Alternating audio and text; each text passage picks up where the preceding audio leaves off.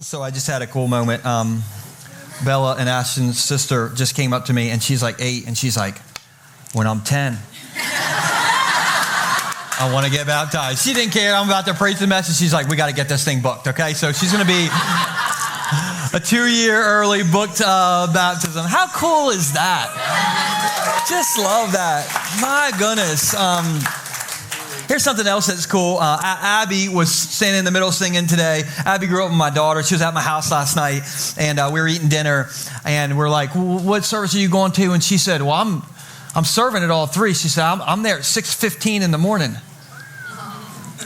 Listen, I don't know where you were at 6:15 in the morning, but she's here all day just because she's excited about Jesus. And man, I don't know. I've cried a lot today, so I'm going to try to hold it together. But I'm glad you guys are here. Some of you are maybe here for the first time. Some of you are a part of Bayshore, but you've never been to Bayshore Rehoboth. And if you don't know, Bayshore is one church in 3 different locations. And so maybe you're in the Smith family and you're from the Millsboro campus in the room. But you're at Rehoboth today, which is so cool. We have our Fenwick location, and then we have one church that smells like subs. And you're in it, okay? And so we're the church that makes you hungry, but we're glad that you're here. And if you're joining us online, we're thankful that you're tuning in that way. Let's just put our hands together for our online family. Thank you guys for tuning in.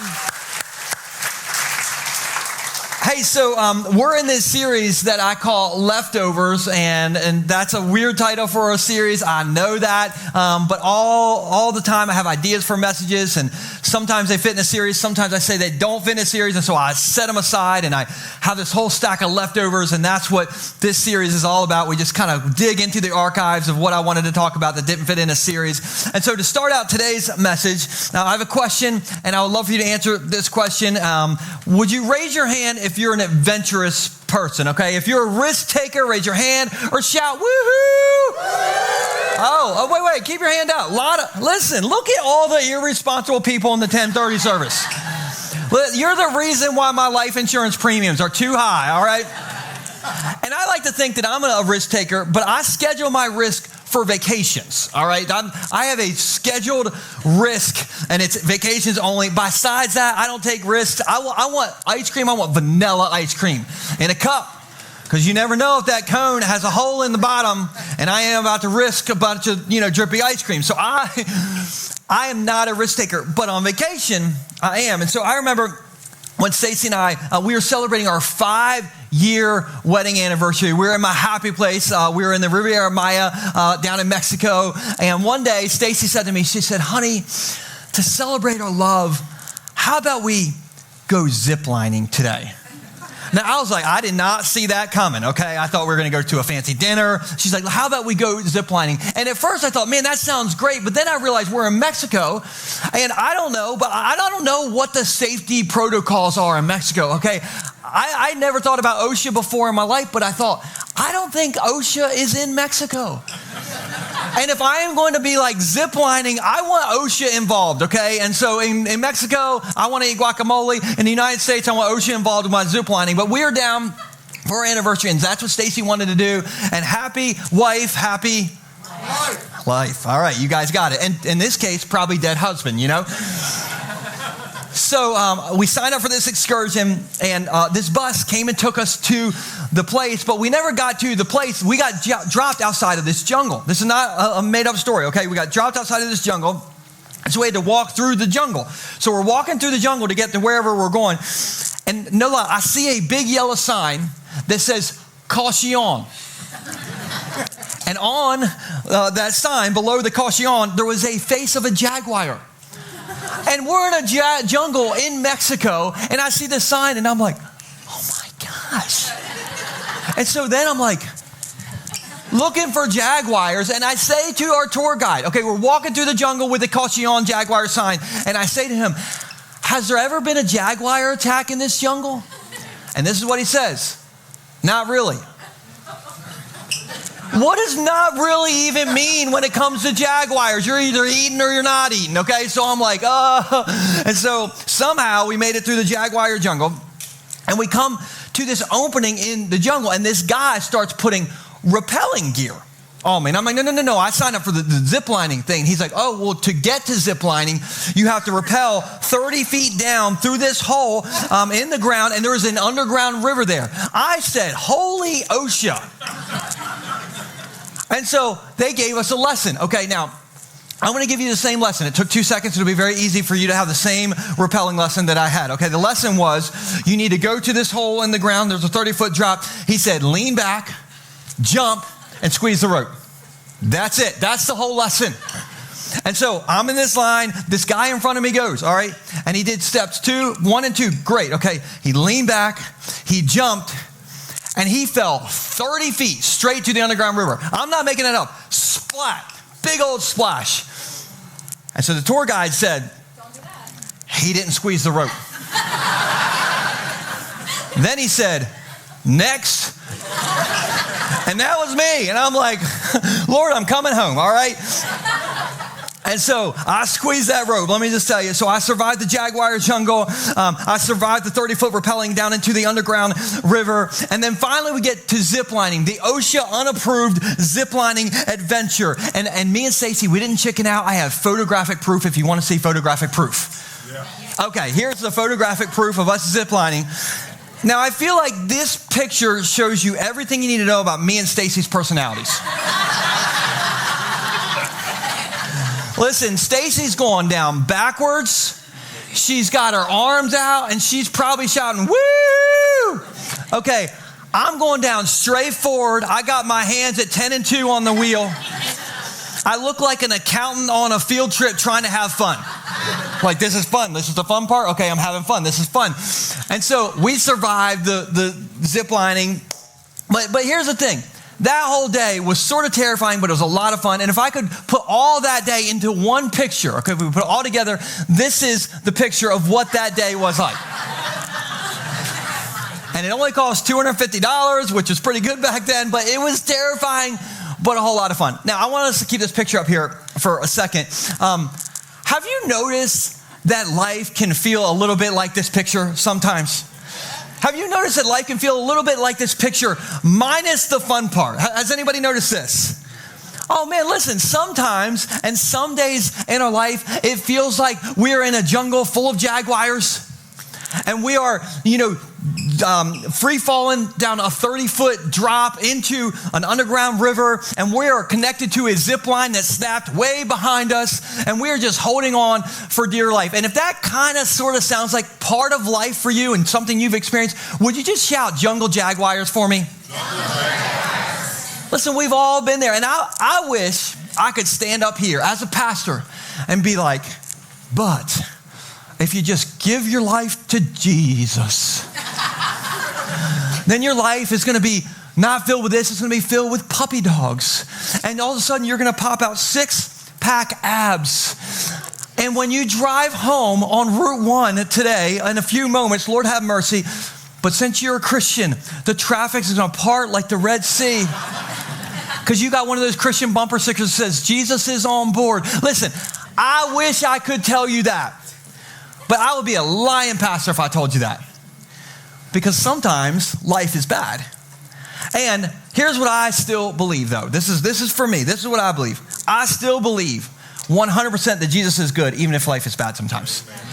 I believe that Jesus is good, even if life is bad sometimes. Now, maybe you don't believe that, and I get that. And that's why I'm calling this leftovers message, and we'll put this on the screen. Do bad things mean God is bad? So if you're sitting next to somebody, say, oh, we getting into it today. We are getting into it today. Listen, to get into it today, I want to tell you about a Bible legend named John the Baptist. Everybody say John the Baptist. Now, fun fact about John the Baptist. John the Baptist was literally Jesus's crazy cousin. Now, how many of you have a crazy cousin? No, don't raise your hand. I'm just kidding. Some of you are like, even before I got done with the question, you're like, they're here, actually. They're right here. Jesus and John the Baptist were cousins, and John the Baptist was like a crazy cousin, but he was also a preacher, and he had one message, and his message was, get ready, the Messiah is coming. And so people will go to John the Baptist all the time and say, are you the Messiah, or are you just crazy, John the Baptist? And John the Baptist would be like, oh, I'm crazy. Okay, I'm just looking for the Messiah, just like everybody else. And so one day, John the Baptist, crazy cousin John, is going to see Jesus. So I want you to see his reaction, okay? We'll put this on the screen. This is in John chapter 1, and we're going to skip around in John chapter 1 with a few different verses. But it says this: the next day, John saw Jesus coming toward him, and this is what John said. Listen to the emotion, okay? Look, the Lamb of God who takes away the sin of the world. Do you see 2 exclamation points? If you do, say yes. Okay, so he's excited. Skip a few verses, okay? Then it says, John testified, I saw the Holy Spirit descending like a dove from heaven and resting upon him, Jesus. Now skip a few more verses. It says the following day, John was again standing with 2 of his disciples. As Jesus walked by, John looked at him and he declared, look, there is the Lamb of God. Okay, do you see 4 exclamation points in this passage? Yes or no? Yes, okay. Now, John is excitable. He is all about this. And quick question for you, all right? And this isn't a trick question, this is a softball. Does it sort of kind of sound like crazy cousin John believes that Jesus is the Son of God? Yes or no? Yes. Okay. John is full on fanboying over Jesus. Okay. He's like a 50-year-old lady at a Garth Brooks concert. Like, oh my gosh, it's you, Garth. I followed you your whole life. It's been my whole life. Let's take a selfie. You're not next to me, but you're right. But like, it's us. Fanboying. Jesus, or John, is fanboying over Jesus. Why? Because John is emotional about the relationship at this point. Now, here's why that matters, and we'll put this on the screen. Our emotion doesn't always sustain our devotion. Our emotion doesn't always sustain our devotion. Now, let me give you an example of that. Me and Stacy, my wife, we started dating all the way back in 2003. Now, in 2003, Stacy was out of my league. And in 2026, Stacy is still out of my league. But somehow, by the way, if you're a single dude in the room, all right, just look up here, single guys. I don't know where you are. I'm not going to point you out. But I am proof that God does miracles.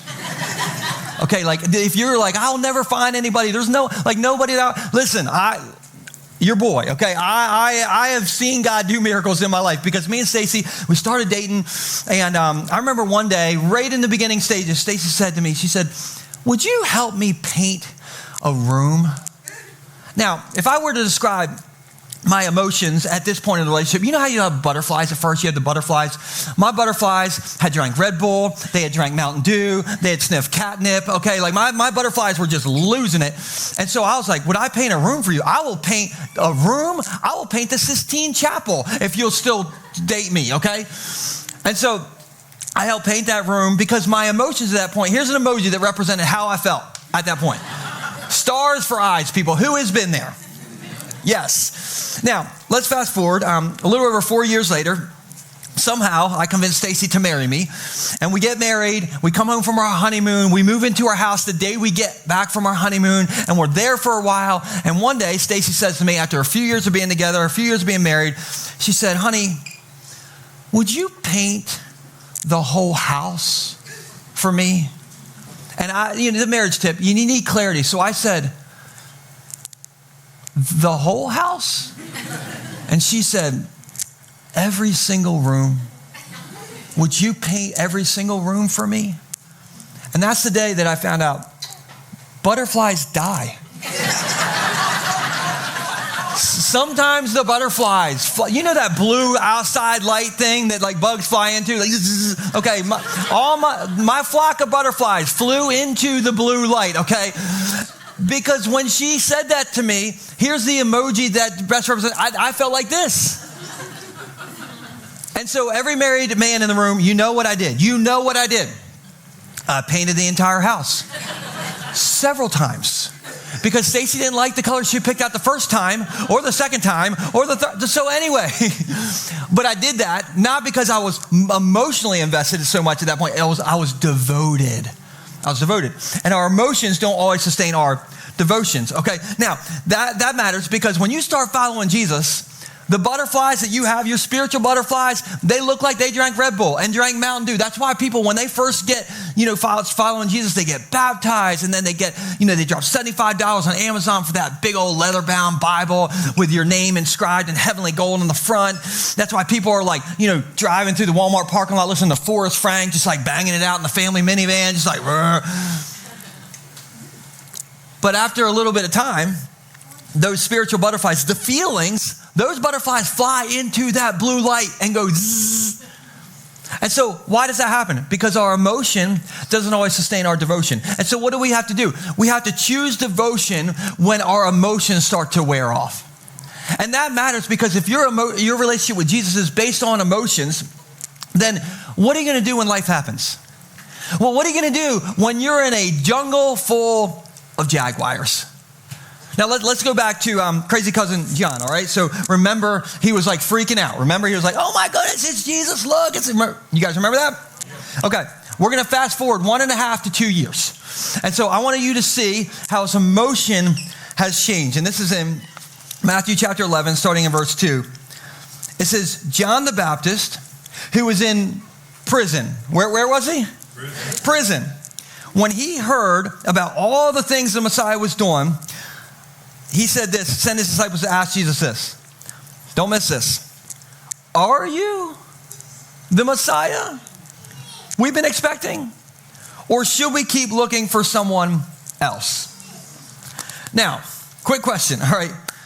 How do you go from 1.5 to 2 years earlier being like, oh my goodness, it's Jesus, he's the greatest, let's take pit. Like, how do you go from that to, I don't know. Are you really the guy, or should I? How does that happen? I don't know. But if I were to guess, I would guess that prison has a little something to do with that. Would you guess that? And if that situation could shake John the Baptist, that means it could shake all of us because, no offense, but spoiler alert, we don't got the spiritual clout of John the Baptist. And so what do we do? How do we stay devoted when we go through bad things in our life? How do we stay devoted when our life starts to look like that picture I showed earlier of us over, an underground river and the line snapping? How do we stay devoted when our life looks like a horror movie? How do we stay devoted when we lose someone we love or we go through that nasty divorce? And here's what you need to hear from me. My answer today isn't going to be, well, you just need to let go and let God. Listen, thank you, Christian Karen, for that slogan that no one even really cares about. My answer today isn't going to be, well, don't worry, God's got it. Because you could be like, does he really? Because I'm in prison right now. Does he got it? And so that won't be my answer. But here's where I'm trying to get to in my own life. And we'll put this on the screen. Don't let your prison shape false beliefs about who God really is. Well, whatever your prison is, whatever you're kind of going through, don't let your prison, which is real, shape false beliefs about who God really is. So can I give you 3 points today? Is that okay? Okay, point number 1 is this, if you're taking notes. Just because something bad happened doesn't mean God doesn't care. Just because something bad happened doesn't mean that God doesn't care. Now, I'm curious, where are the people in the room that you like board games, okay? You like Catan, you like Monopoly, Chutes and Ladders, like, come on, where are you at? Okay, decent amount of game people. Second service, those people love games. So a lot of people love games, and I don't want to disappoint anybody, but you know who doesn't care about games? Me. And I don't want to sound mean, but if you're like, hey, let's invite the pastor and his wife over for game night, like that would be so sweet. Like let's have them over for game night. Listen, I'd rather paint an entire house.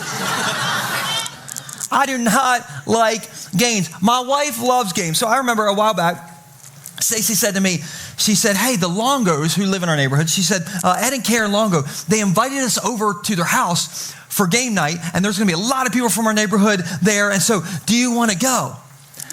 And I thought, I'd rather be stuck in a jungle full of jaguars than go to game night. Now, I love the Longos, okay? Ed and Karen, I played pickleball with you guys yesterday, okay? You smoked me, but I played with you guys, and you guys are amazing. I love Ed and Karen. They are great people.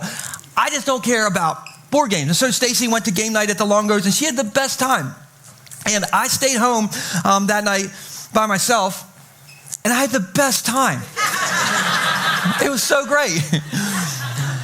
But there's certain things that I don't care about. There's certain things that you don't care. There's certain things that we just don't care about. I don't care about board games, okay? Or something else. Maybe you love your cat and you want to say in the lobby like, hey, Joel, look at my foot. This is my kitty cat.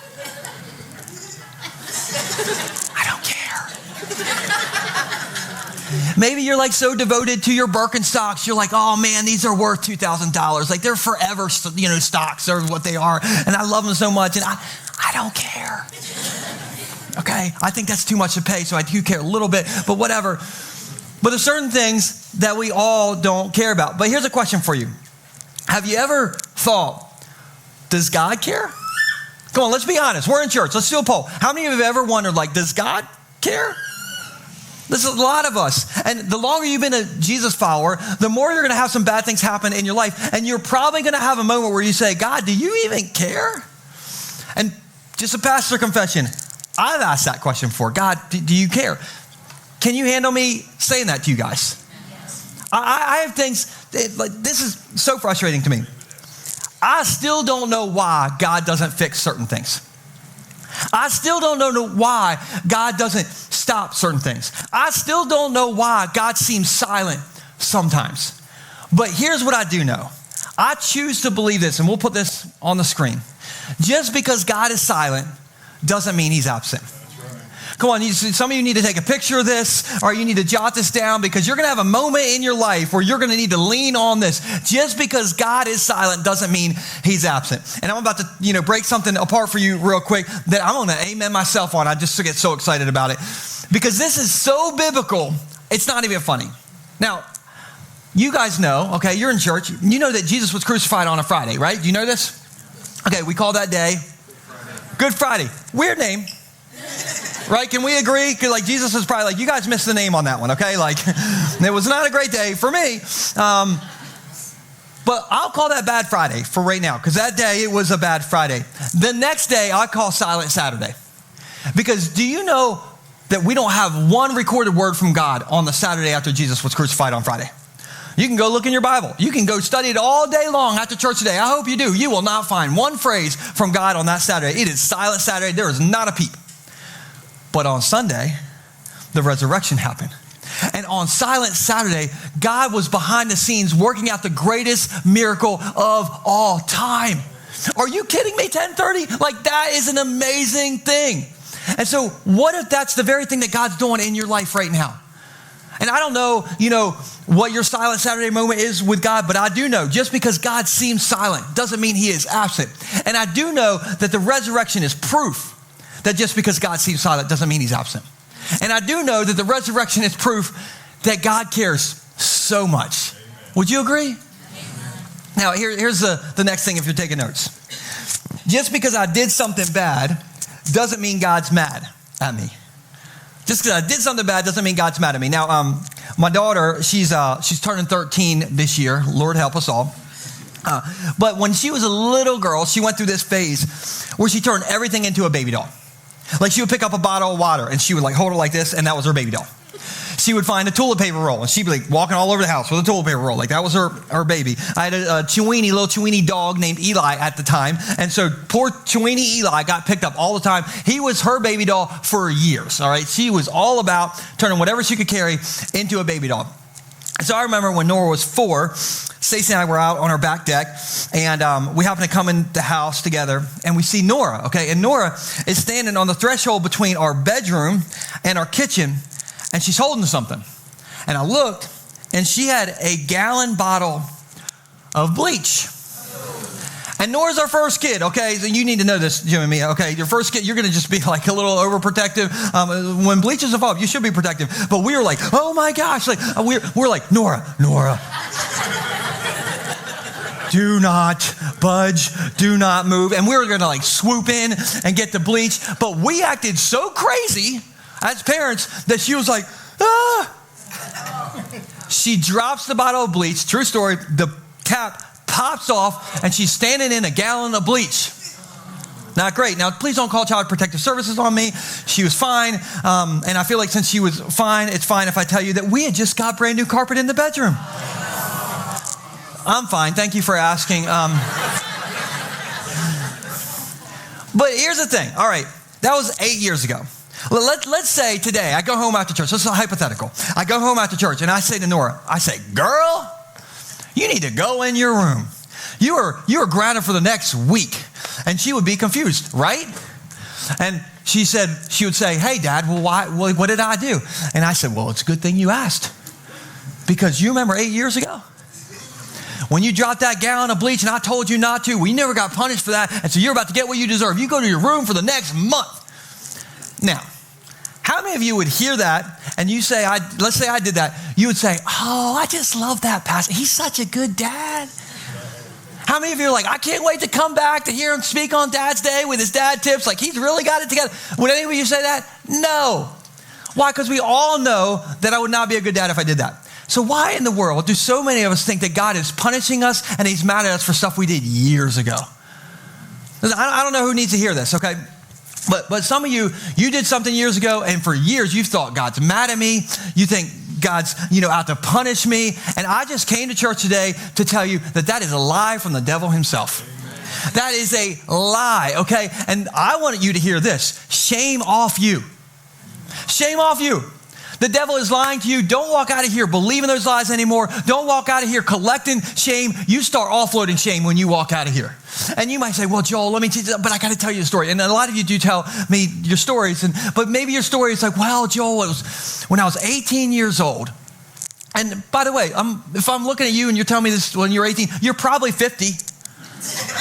So I'm like, sir, you are not 18 anymore, okay? But let's keep going. Okay, I was 18 years old and I was behind the skating rink. It was like 1987 and I did this thing. Listen, if you think God's mad at you for what you did behind the skating rink back in 1987, let me just tell you this. God is not mad at you. Look at me. He ain't mad at you. If God was mad at you, he would turn your seat where you're sitting and he'd turn you into a little greasy spot where you're sitting. You would be zzz. He's not mad at you. Romans 5:8 says this. It says that while we were still sinners, God knew everything we'd ever do, and he still died for us anyway. And so the only mad that God is with me and you and all of us is he's madly in love with us. And when we start following Jesus, our sins, all that stuff is 100% forgiven. Look, when you're a Jesus follower, you're past 100% forgiven. What happened at the skating rink back in 1987? Forgiven. You're present. Everybody say present. Okay, what you did on your car right here, that's present. Forgiven. Your future, forgiven. Listen, if you're worried that God is mad at you, I'm just telling you he is not mad at you. Is that good? Are you happy about that? Okay, all right. You can smile about it if you're happy about it. Okay, next one is just because, let me go back. Just because something bad happened doesn't mean God's bad. Just because something bad happened doesn't mean God's bad. Now, let's just take a poll. How many of you would say there's been some bad things that's happened in your life? Like your life could look like a little bit like a country song, if you were to write it out. Look around. This is everybody, okay? And if you're not raising your hand, liar, liar, pants on fire. We've all had bad things happen in our life. And I'm going to say, tag, you're it. And you can be my therapist for a second because I'll just offload a few things in my life. From 2011 to 2013, I was deeply depressed. And it was terrible. In 2015, my wife was pregnant with our son, Nixon. And so we went to this sonogram appointment one day, and we were all excited to hear the heartbeat and all that. And they told us that they saw 2 growths on his brain. So they sent us up to Christiana for genetic counseling. And this poor genetic counselor, I'm sure she was doing her very best. She terrified us because she said that if those do not miraculously go away when he is born, he may have trisomy 18 and would only have a 5 to 10% chance of living through the first year. That was a terrible day. When I found out that my mom had thyroid cancer, terrible news. When I found out my dad had prostate cancer, terrible news. When 5 years ago, I have to go to one of my best friends from high school to his funeral, it was a terrible day. Listen, going to your buddy's funeral who didn't make it out of his 30s, that is a terrible thing. And every single one of us have stories like that. Isn't that true? And when that happens, it's easy to think, a bad thing happened, God didn't fix it, so God must be bad. And I love you enough to be honest with you and tell you, I don't know why some of that stuff happens. I don't. It's above my pay grade. Something happened in my life personally 15 years ago that I hope that one day in heaven I can go to God and say, hey, why did that happen? Because I don't get it. I didn't get it then. I definitely don't get it now. But here's what I do get, okay? I'm trying to lean into something in my own life, and we'll put this on the screen. I'm trying to lean into this mentality that my bad circumstances don't change God's good character. Now, this is a choice, not a feeling. If you want this, you don't wait around for it to just show up in your feelings. You got to choose this. My bad circumstances don't change God's good character. And what I'm trying to get to in my life is this, and I'm halfway there, okay? I'm halfway right there on this one. On my best days, I want to believe that God's good. I'm nailing that one. But on my worst days, I still want to believe that God is good. Now, let's go back to John the Baptist's sort of worst day, okay? He's in prison, remember that? And he sent some people to Jesus to say like, hey, are you really the guy? Or should we be looking for someone else? I'm not sure. So he sends his disciples to Jesus. And I want you to see how Jesus responds to his disciples. So this is in Matthew chapter 11, starting in verse 4. It says, Jesus told them, go back to John and tell him what you have seen and heard. The blind see, the lame walk, those with leprosy are cured, the deaf hear, the dead are raised to life, and the good news is being preached to the poor. Now, if I'm John, I'm thinking, that's great, but how does any of that help me? But I don't think John thought that, because John would have known that Jesus is quoting an Old Testament prophecy right here. This is straight out of Isaiah 61. And so Jesus is just quoting that prophecy. John would have known that prophecy word for word, which is why John got super thrown off when Jesus left out one particular phrase from the prophecy. And that phrase is, and prisoners will be set free. That wasn't in the prophecy. And if I'm John, I'm thinking, that's the part I needed. Go back to Jesus, ask him again, and tell him to put that part in. Listen, the hardest part of this story is that John didn't get from Jesus what he wanted the very most. If you know John the Baptist's story, John was executed in that prison. He did not get set free on earth, but he did get set free in heaven.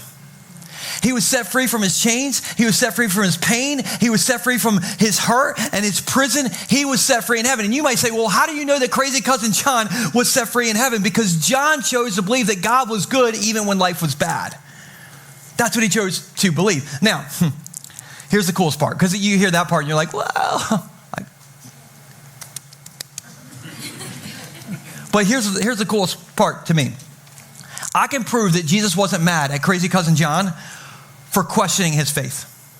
I can prove that Jesus wasn't mad at John for John asking Jesus questions. Because I want to show you how Jesus responded after he said this prophecy. Okay, so John had asked this question, like, Jesus, are you the guy?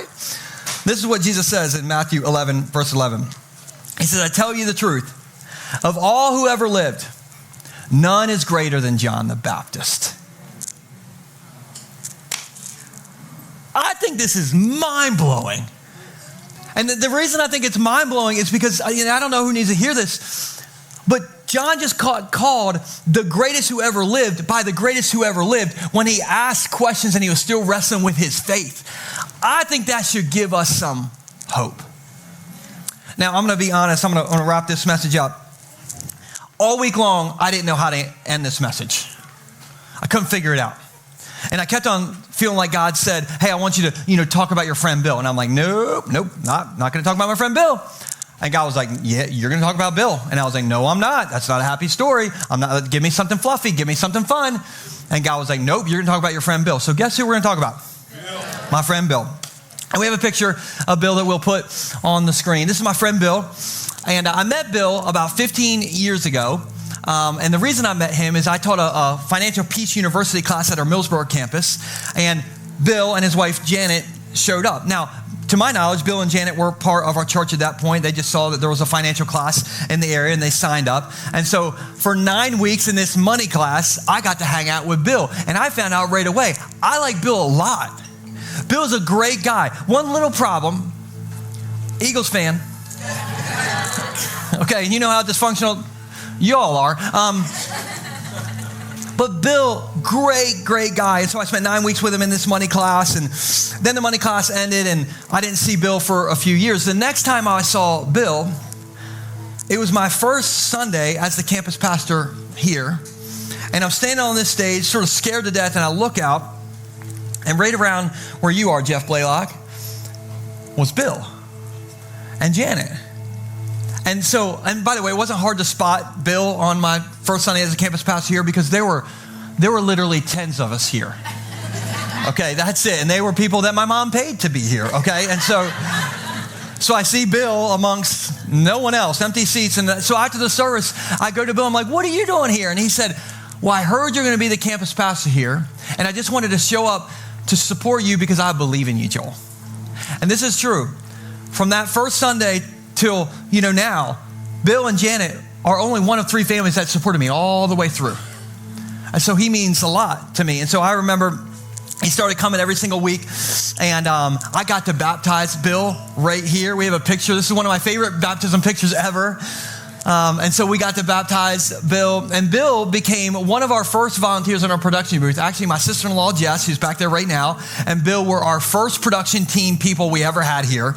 And Bill would always come into church rocking 2 coffee cups because he had to listen to me preach multiple sermons, and he had to stay awake. And he did, because in one of my messages, I said that Back to the Future was my favorite movie. And so guess who bought me this shirt? My friend Bill. And Bill, he had this thing where we talked about this for 10 years. He gave me a 10-year countdown to his retirement. So 10 years before he retired, he came to me and he was like, Joel, 10 years, I'm retiring. And I'm thinking, that's a long time, bro. But he's like, but I'm getting there. And then at year 9, he told me it's 9 years, 8 years, 7 years, 6 years. And last year, Bill retired. And so he was so excited. But right after he retired, he found out he had brain cancer. And the hard part of that was, there's a lot, but I had just seen Bill at our Volunteer Appreciation Day. In fact, the first picture we saw of Bill was from our Volunteer Appreciation Day last July, and he was totally fine. And so I find out news he gets brain cancer, and so I go to Cadia in Long Neck to go visit my friend Bill. And when I walked in, it was one of my hardest pastoral visits I've ever done because he was a shell of who he was the last time I saw him, just a few weeks before. And I remember sitting there with him, and I didn't think he knew who I was. And there was this lady at the table with us, and she said to Bill, she said, hey, do you know who this guy is visiting you? And Bill's eyes got clear for 1 second. And he said, oh, that's my friend, and that's my pastor. And then Bill passed away a couple weeks later. I don't get it. I don't think I'll ever get it on this side of heaven. But here's what I felt like God said to me this week. I felt like God said to me, Joel, I put Bill in your life because I wanted you to see somebody that believed in you and supported you. Because, Joel, I believe and support you. And I thought, that's kind of good. And then I felt like God said to me, Joel, I put you in Bill's life so that he would believe in me and so that he would have a relationship with me. And then I thought, that's kind of good too. And then I thought the best thing is I get to spend forever in heaven with Bill. Bill in heaven, he's probably going to walk up to me holding 2 cups of coffee. He won't be wearing an Eagles shirt because they don't let those in heaven, all right?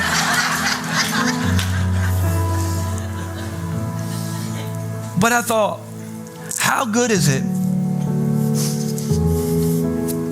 I got a front row seat to baptizing my friend. That's pretty good. And so here's the thing. This message doesn't have a shiny bow at the end, all right? I still don't know why bad things happen. But I believe that God is still good and that God is still sovereign. And so what do we do?